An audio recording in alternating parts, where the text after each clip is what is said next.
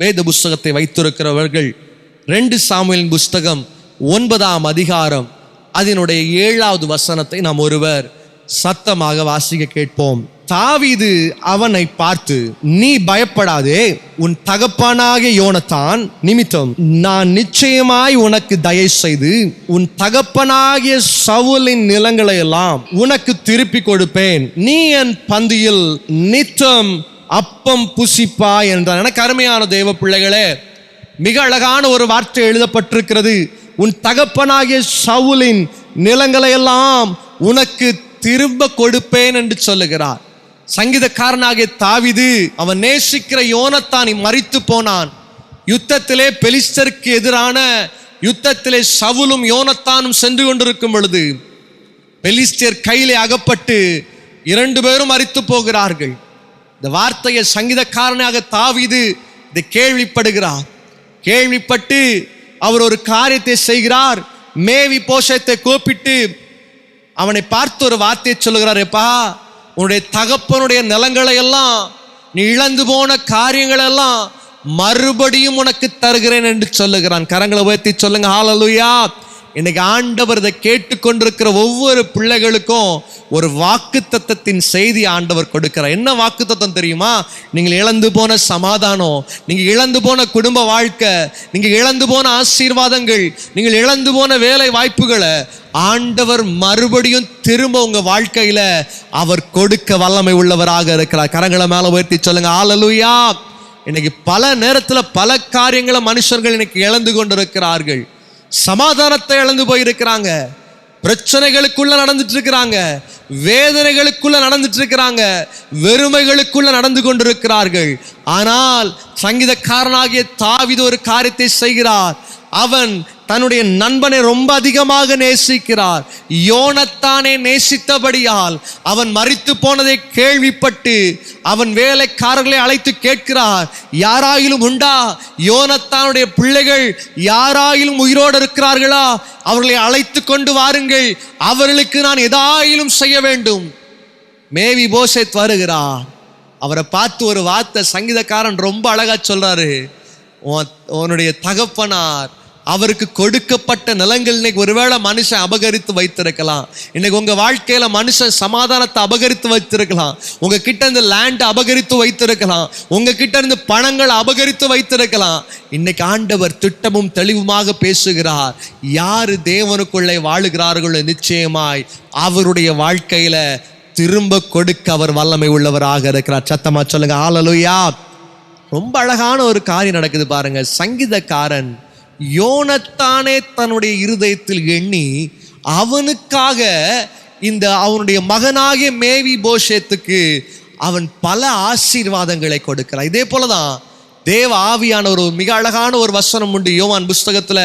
தான் நேசிக்கிற தன்னுடைய குமாரனை இந்த உலகத்திற்கு அவர் அனுப்பி, அவர் நேசிக்கிற குமாரனை நமக்காக இந்த உலகத்திற்கு அனுப்பினார். எத்தனையோ பாவங்கள் செஞ்சிருக்கிறோம், எத்தனையோ அக்கிரமங்கள் செஞ்சிருக்கிறோம், அவருக்கு பிரியமில்லாத வாழ்க்கையை வாழ்ந்திருக்கிறோம். ஆனா இன்னைக்கு யாரு இயேசு கிறிஸ்துவை விசுவாசிக்கிறீர்களோ, வேத புஸ்தகத்துல யோவான் 3ஆம் அதிகாரம் 18ஆம் வசனத்துல மிக அழகாக எழுதப்பட்டிருக்கிற ஒரு வார்த்தை என்ன தெரியுமா? அவரை விசுவாசிக்கிறவன் ஆக்கினைக்குள்ளாக தீர்க்கப்படான்.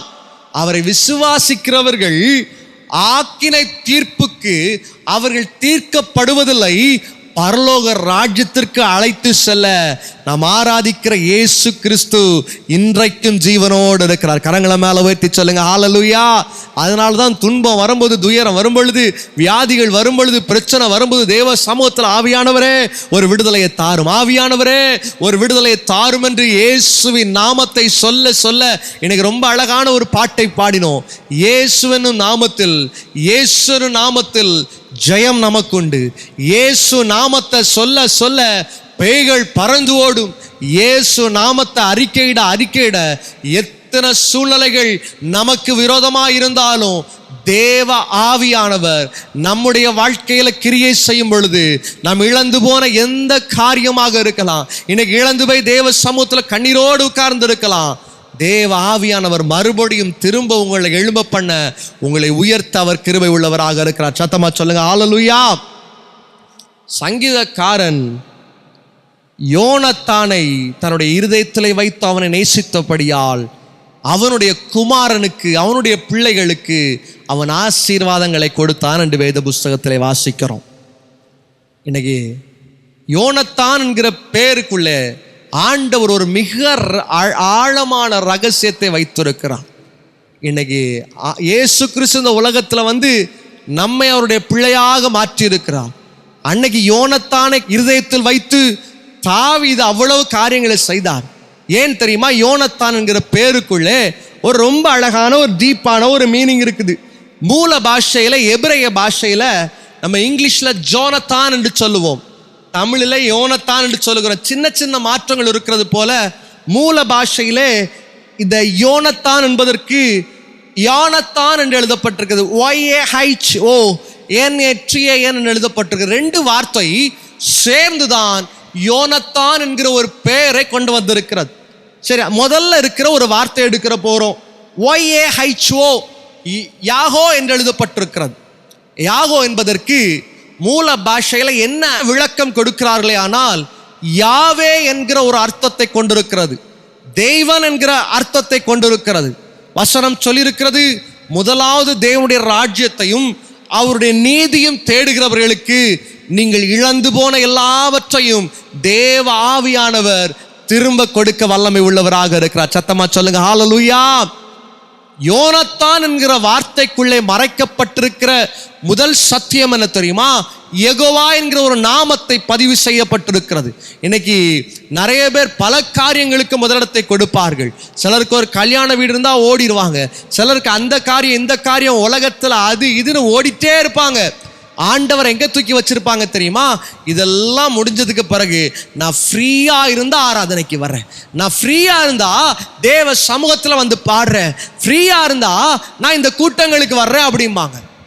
ஆனா வசனம் சொல்லி இருக்கிறது, யாரு ஆராதிக்கிற தேவனுக்கு ஃபர்ஸ்ட் பிளேஸ், ஃபர்ஸ்ட் பிரியாரிட்டி தேவனுக்கு என்று யாரு கொடுக்கிறார்களோ அவர்களை தான் கர்த்தர் உயர்த்துற தேவனா இருக்கிறார். சத்தமா சொல்லுங்க ஹல்லேலூயா. யோனத்தான் என்பதற்கு மறைக்கப்பட்ட மிக அழகான ஒரு சத்தியம் இருக்கிறது. யாவே என்பதற்கு ஒரு அர்த்தம் என்ன தெரியுமா?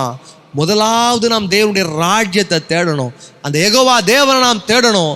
இயேசு கிறிஸ்துவ சமூகத்தில் உட்கார, அவருடைய சமூகத்தில் அவரோடு பேச, ஆண்டவரே என்னோடு பேசுவீரா, இந்த வார்த்தை என்னோடு கூட பேசட்டுமாப்பா. மனுஷன் பேசுறத கேட்க வரல, ஒருவேளை மனுஷன் என்னாலும் பேசுகிற வார்த்தை என் காதுக்குள்ள வரும் பொழுது என் இருதயத்தில் இருக்கிற பலவிதமான குவெஸ்டின்ஸ், என் இருதயத்தில் இருக்கிற எல்லா பாரங்களையும் மாற்றி போடட்டும் என்று கேட்கும் பொழுது தேவ ஆவியானவர் எப்படி யோனத்தானுக்காக தன்னுடைய மகத்தை ஆசீர்வதித்தாரோ அதே போல நம்முடைய வாழ்க்கையிலும் பெரிய காரியங்களை செய்ய கர்த்தர் வல்லமை உள்ளவராக இருக்கிறார். சத்தமா சொல்லுங்களேன் ஹல்லேலூயா. இன்னைக்கு பார்க்கிறோம், நிறைய பேருடைய வீட்டில் எத்தனையோ காரியங்களை இழந்துட்டு இருக்கிறோம், எத்தனையோ ஆசீர்வாதங்கள் குறைவுபட்டு இருக்கிறது, எத்தனையோ பிரச்சனைகளுக்குள்ள நடந்துட்டு இருக்கிறோம்.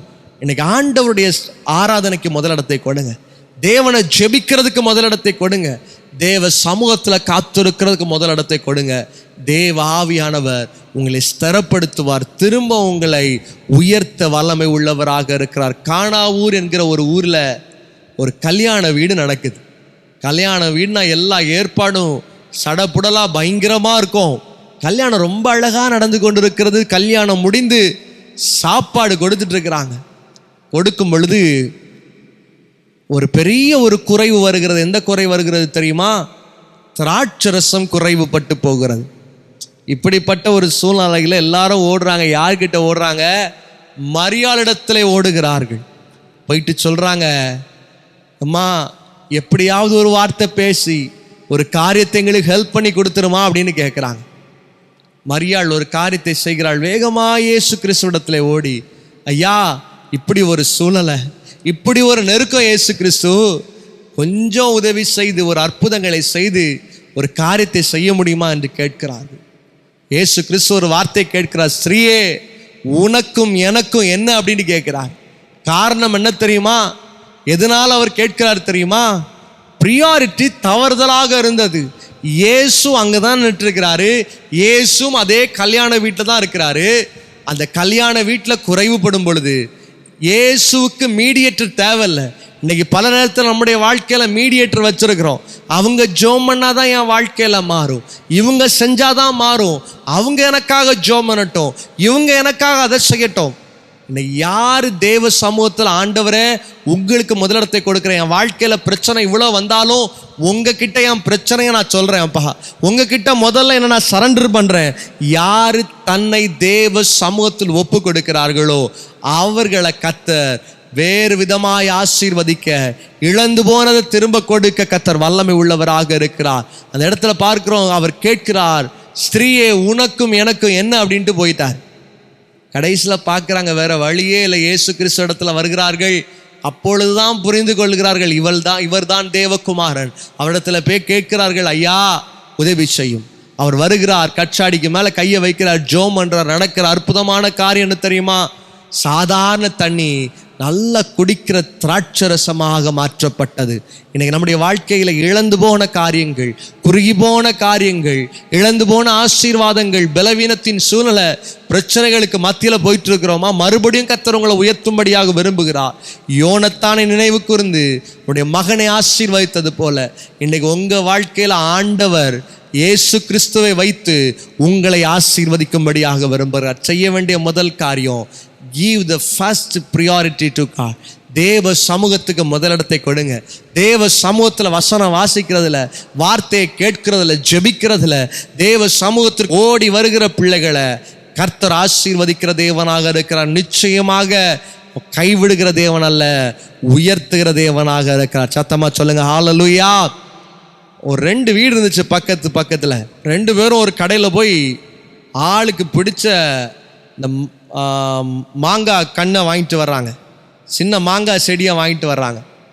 வாங்கிட்டு வந்ததில் பக்கத்து வீட்டுக்காரர் கேட்டார், கடைக்காரன்ட்ட கேட்டார், ஐயா எனக்கு நல்ல ஒரு மாங்காய் செடி கொடுங்க, இந்த மாங்காய் 2 வருஷத்தில் காய்ச்சிடணும். ஒன்று அவர் இருக்கிறதுலே ஒரு அழகான ஒரு செடி எடுத்து கையில் கொடுத்துட்டு சொன்னார், எதுக்கு பிரதர் 2 வருஷம், 1.5 வருஷத்தில் காய் கொடுத்துரும், ரொம்ப நல்லா இருக்கும், கொண்டு போங்க அப்படின்ட்டு கையில் கொடுத்து விட்டார். இன்னொரு மனுஷன் வந்தார், வந்து கேட்டார், ஐயா எனக்கு ஒரு மாங்காய் செடி ஒன்று கொடுங்க, ஏதாவது நாட்டு வெரைட்டியாக இருந்தால் போதும், நார்மலாக இங்கே வளர்கிற ஒரு மரத்தை கொடுங்க அப்படின்ட்டு வாங்கிட்டு போயிட்டார். 2 பேரும் ஒரே நாளில் தன்னுடைய வீட்டுக்குள்ளே அழகான தோட்டத்தில் இந்த மாங்காய் செடியை நட்டு வைக்கிறாங்க. ஒவ்வொரு நாளும் தண்ணியை ஊற்றுறாங்க, மரம் வளர்ந்துட்டே இருக்குது. இந்த ஹைபிரிட் வாங்குறான்னு பாருங்க அந்த மனுஷன், 2 வருஷத்தில் அழகழகான மாங்காய் காய்கள் காய்க்கப்பட ஆரம்பித்தது. மாங்காய் பயங்கர டேஸ்ட்டு. பக்கத்து வீட்டுக்காரனை கூப்பிட்டார், எப்பா இந்தா உனக்கு ஒரு 10 மாங்காய் வச்சிருக்கிறேன், நல்ல பழம், நல்ல ருசியாக இருக்கும், கொண்டு போன்ட்டு கொடுத்து விடுறார். இவன் மரத்தை தேடி தேடி பார்க்குறான், ஒரு பூவும் வரல, ஒரு காயும் வரல. வச்ச நாள்லாம் 2 வருஷம்தான், அவனை போல தான் நானும் வச்சேன், தண்ணி ஊற்றுனேன், ஆனால் என் வாழ்க்கையில் ஆசீர்வாதமே இல்லைன்னு இவன் இருக்கிறான். இப்படி இருக்கிற சூழ்நிலையில் அவன் மாங்காவை கொடுத்தான் பாருங்க, வீட்டில் கொண்டு வந்து வெட்டி சாப்பிட ஆரம்பித்தான். பயங்கர ருசி. உனக்கு பயங்கர கோவம் வந்துட்டு, பாரு ஒரே கடையில் போய் வாங்கினாலும் திருட்டு பையனை ஏமாத்திட்டான், அவன் எப்படிப்பட்டவனா இருக்கிறான் பாரு, இனி இந்த மரத்தை வளர விடக்கூடாது, இதை வெட்டி தூக்கி தூர போட்டுரும் அப்படின்னு வெயிட் பண்ணிட்டு இருக்கிறான். சரி, நாட்கள் தள்ளி தள்ளி போயிட்டே இருக்குது. 5 வருஷம் ஆகுது, 6 வருஷம் ஆகுது. 7வது வருஷம் வரும்போது ஒரே ஒரு மாங்காய் மட்டும் அதில் வருது. இவனுக்கு அதை பார்த்தோன்னா பயங்கர சந்தோஷம், பரவாயில்லையே ஒரே ஒரு மாங்காய் வந்திருக்கிறேன்னு யோசிக்கிறான். அந்த வருஷம் பார்த்தா பக்கத்து வீட்டுக்காரனுக்கு இருக்க மாங்காய் மரத்துல ஒரு மாங்காய் இல்லை. வருஷங்கள் போகிறது, 1 மாங்காய் 2 மாங்காய் ஆச்சு, 2 மாங்காய் 4 ஆச்சு, 4 10 ஆச்சு. வருஷம் போக போக போக மாங்காய் அதிகரிச்சுட்டே போகுது. அங்க இருந்த லெவலை காட்டிலும் வர வர குறுகிட்டே போகுது. ஒரு நாள் அவன் பிளான் பண்ணான், நம்ம மரத்தை வெட்டிடுவோம், இனி போச்சுன்னா இது நமக்கு ஒப்பேறாது அப்படின்ட்டு மரத்தை வெட்டுறான். வெட்டி பார்த்தாதான் தெரியுது, மரத்தில் இருக்கிற வேறு கொஞ்சம் தூரம் தான் உள்ள போயிருக்குது. காரணம் என்ன தெரியுமா? அது ஹைபிரிட் மரமா. அது எத்தனை வருஷம் தான் காய் கொடுக்கும்? 5 வருஷம் தான் கொடுக்கும். இன்னைக்கு நிறைய பேருடைய வாழ்க்கை இப்படிதான் இருக்குது. ஹைபிரிட் என்கிற ஆசீர்வாதத்தை பார்க்கிறதுக்காக ஓடிட்டே இருக்கிறான், ஆனா தேவனுக்கு முதலிடத்தை கொடுக்க மறந்து போனான். ஆனா பக்கத்து வீட்டில் இருக்கிற மனுஷனுடைய மாங்காய் மரத்துடைய வேறு ஆழமாக சென்றிருந்தது. அதனால முதல்ல அது கனி கொடுக்கல. ஆனா போக போக போக போக பல வருடங்களுக்கு 2-3 தலைமுறை வரைக்கும் மிக அழகான ருசியான மாம்பழங்களை கொடுத்ததாம். இதே போலதான் இன்னைக்கு ஜனங்கள் அவங்க எதிர்பார்க்கிற காரியம் இன்னைக்கு அற்புதம் நடந்துடணும், இன்னைக்கே மாற்றம் வந்துடணும். முதல்ல ஆண்டவர் சொல்றார், தேவ ராஜ்யத்தை தேடுங்க, தேவ வசனத்தை தேடுங்க, தேவ சமூகத்தை தேடுங்க. இன்னும் உங்க ஆவிக்குரிய வாழ்க்கை ஆழமா போகட்டும், இன்னும் உங்க ஆவிக்குரிய வாழ்க்கை இன்னும் ஆழத்துக்குள்ள போகட்டும். இன்னைக்கு ஆழத்துக்குள்ள போகாம மேலோட்டமா நின்றுட்டு ஆசீர்வாதம் ஆசீர்வாதம் இதை மாத்திரம் பார்த்துட்டு இருக்கிறோம். தேவ ஆவியானவர் சொல்லுகிறார், யாரு தன்னுடைய வாழ்க்கையை தேவ சமூகத்தில், ஆவியானவரை நீங்க தான்ப்பா எனக்கு முதலிடம், உங்க சபை தான் முதலிடம், உங்களுடைய ஜெபம் தான் எனக்கு முதலிடம், தேவ வசனம் தான் எனக்கு முதலிடம், ஒப்பு கொடுக்கிறேன் என்று தன்னுடைய வாழ்க்கையை ஒப்பு கொடுக்கிறார்களோ அவர்களை கர்த்தர் மாற்ற, மறுபடியும் இழந்து போனதை கொடுக்க தேவ ஆவியானவர் வல்லமை உள்ளவராக இருக்கிறார். சத்தமா சொல்லுங்க ஹல்லேலூயா. மிக அழகான ஒரு காரியத்தை பார்க்கிறோம். யாஹோ என்பதற்கு மிக அழகான அர்த்தம் கொடுக்கப்பட்டிருக்கிறது. யாவே, யாவே என்றால் தேவன் என்று அர்த்தம். பரிசுத்த ஆவியானவர் யெகோவா என்று அர்த்தம். இன்னைக்கு அவருக்கு முதலிடத்தை கொடுத்து பாருங்கள், நிச்சயமாக இழந்து போனதை அவர் திரும்ப கொடுக்க வல்லமை உள்ளவராக இருக்கிறார். இரண்டாவதாக ஒரு அர்த்தம் கொடுக்கப்பட்டிருக்கிறது. யோனத்தான் என்பதின் அடுத்த ஒரு வார்த்தை எழுதப்பட்டிருக்கிற நாத்தான், NATAN என்று எழுதப்பட்டிருக்கிறது. இதனுடைய மூல பாஷையின் அர்த்தம் என்ன தெரியுமா? கொடுப்பது, டு கிவ் என்று ஆங்கிலத்தில் சொல்லுவார்கள். கொடுப்பதை அது மிக அழகாக காட்டுகிறது. இன்னைக்கு நம்முடைய வாழ்க்கையை ஆண்டவர்கிட்ட கொடுத்திருக்கிறோமா? யோனத்தானை பார்க்கும் பொழுது சங்கீதக்காரனை குறித்து அவன் சொல்லுகிறான், தன் உயிரை போல அவனை சிநேகித்தான், தன்னை நேசிக்கிறது போல அவனை நேசித்தான். அதனால தாவீது ஒரு காரியத்தை அவனுக்கென்று கொடுக்கிறார். என்ன காரியத்தை கொடுக்கிறார் தெரியுமா? அவன் மரித்தாலும் அவருடைய பிள்ளைகள் ஆசீர்வாதமாக இருக்கும்படியாக நீ என்னுடைய பந்தியில் உட்கார்ந்து சாப்பிடலாம் என்கிற ஒரு மிகப்பெரிய ஆசீர்வாதத்தை கொடுக்கிறார். இன்னைக்கு நம்ம வாழ்க்கையை ஆண்டவர் கையில கொடுத்துட்டோன்னு வச்சுக்கோங்களேன்.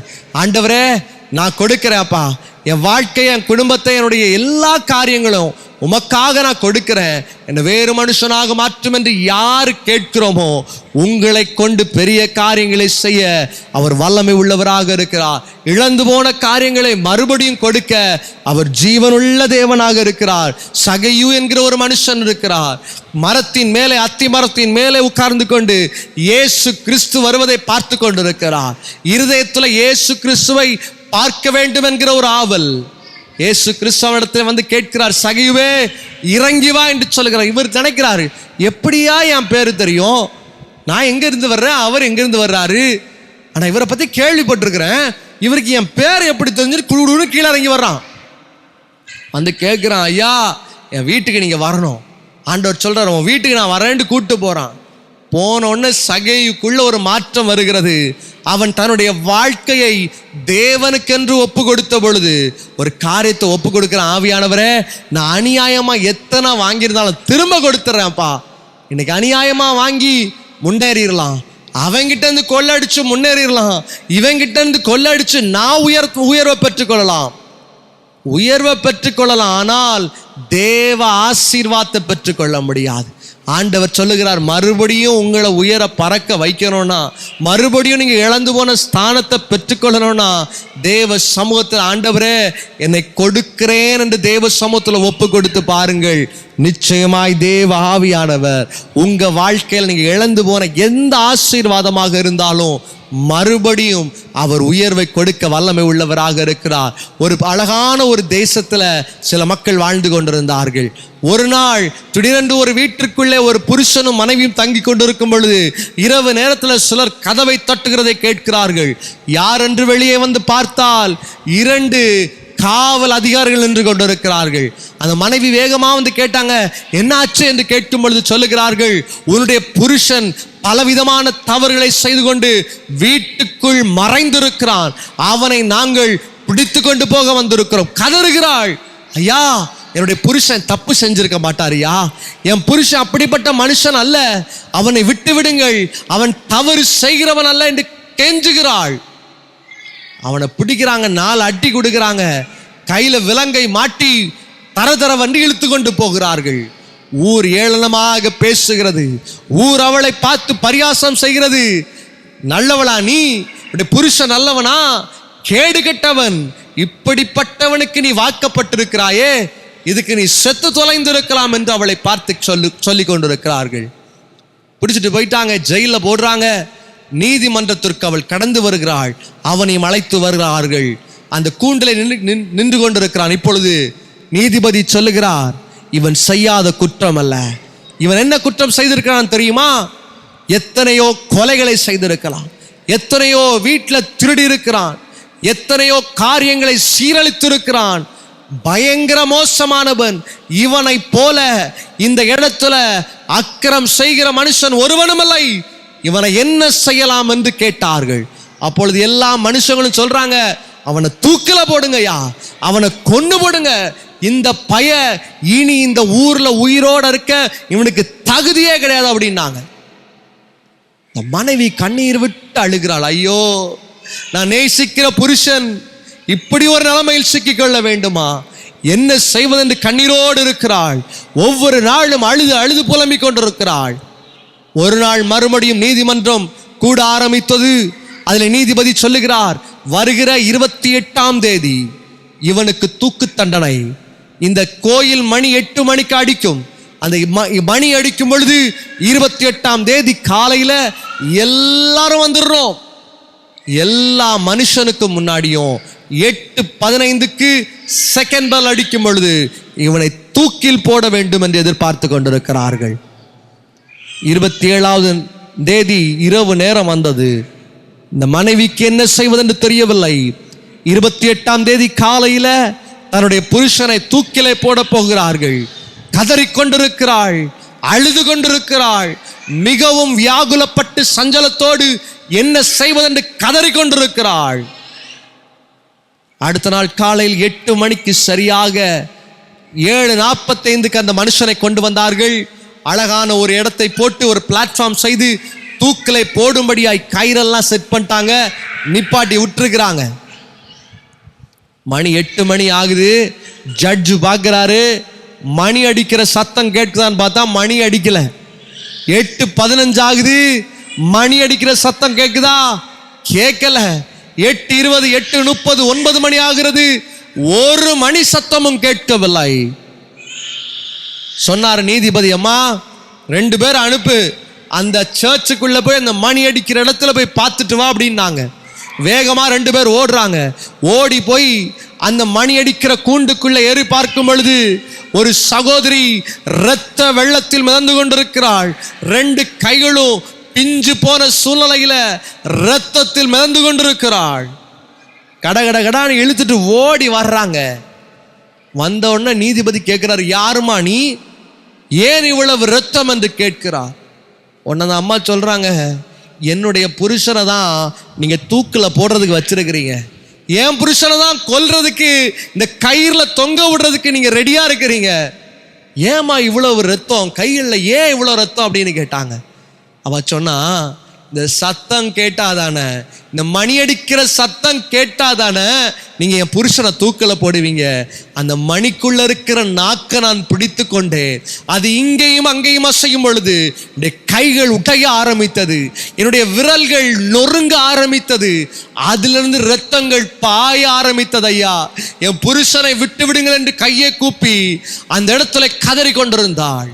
நீதிபதி பார்த்து இருதயம் உடைக்கப்பட்டவராய் அவர் ஒரு வார்த்தையை சொன்னாராம், உனக்கு பதிலாக, உனக்காக மகளே, நீ செய்த அந்த தியாகத்திற்காக உன்னுடைய புருஷனை நான் விடுதலை செய்கிறேன் என்று சொல்லி அந்த புருஷனை விடுதலை செய்தார்களாம். இதே போலதான் தேவ ஆவியானவர் 2000 வருடங்களுக்கு முன்பதாக அந்த கல்வாரி மாமலையில நமக்காக தன்னுடைய இரத்தத்தை கொடுத்து, நமக்காக தன்னுடைய சொந்த ஜீவனை கொடுத்து, பிதாவின் வலது பார்சத்துல நமக்காக ஒவ்வொரு நாளும் அவர் பேசுகிற ஒரு காரியம் என்ன தெரியுமா?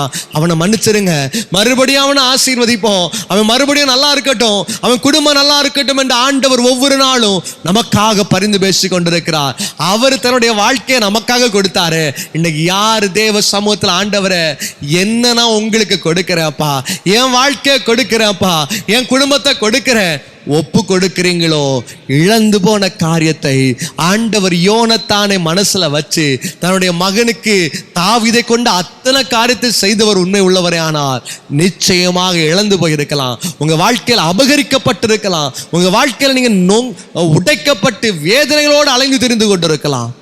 இன்னைக்கு தேவ ஆவியானவர் சொல்லுகிறார், கொடுத்துப்பார், இருதயத்தை கொடுத்துப்பார், வாழ்க்கையை கொடுத்துப்பார், பரிசுத்தமா தேவ சமூகத்துல ஒப்பு கொடுத்துப்பார். நிச்சயமாக ஆண்டவர் உங்களை பலுகி பெருக பண்ணுகிற தேவனாக இருக்கிறார்.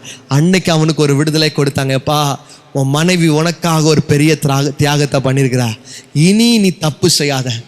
அவளை பார்த்து அவளுடைய ரத்தத்தை பார்த்து நாங்கள் மன்னிச்சிட்டோம், இனி இந்த தவறை செய்யாதன்னு அனுப்பி வச்சுட்டாங்க. குடும்பமாக தன்னுடைய வாழ்க்கையில் தன்னுடைய வீட்டுக்குள்ளே கடந்து வந்து சந்தோஷமாக வாழ்ந்தாலாம். இதே போல தான் நம்ம வாழ்க்கையில் ஆண்டவர் நமக்காக மரித்திருக்கிறார். உனக்காக நான் மரித்தேனே, எனக்காக நீ என்ன செய்தா என்று ஆண்டவர் கேட்கிறார். நீங்கள் பார்த்து சொல்லுங்கள், ஆண்டவரை என்ன கொடுக்குறேன்ப்பா, என்ன இந்த இரவு நேரத்தில் உங்கள் சமூகத்தில் ஒப்பு கொடுக்குறேன் ராஜா, என்னை வேறு மனுஷனாக மாற்றும் என்று கேட்டு பாருங்கள். நிச்சயமாக சொல்லியிருக்கிறது போல தாவீது மேவிபோசேத்துக்காக தன்னுடைய வாழ்க்கையில் அவன் கொடுக்க வேண்டியதெல்லாம் அவன் கொடுத்தான். தான் உட்கார்ந்து சாப்பிடுகிற அதே ராஜ அரண்மனை சாப்பாட அவனுக்கும் கொடுத்தான் என்று சொல்லப்பட்டிருக்கிற. நிச்சயமாய் தேவன் நீங்கள் இழந்து போன காரியத்தை உங்களுக்கு கொடுப்பார். நாம் கண்களை மூடி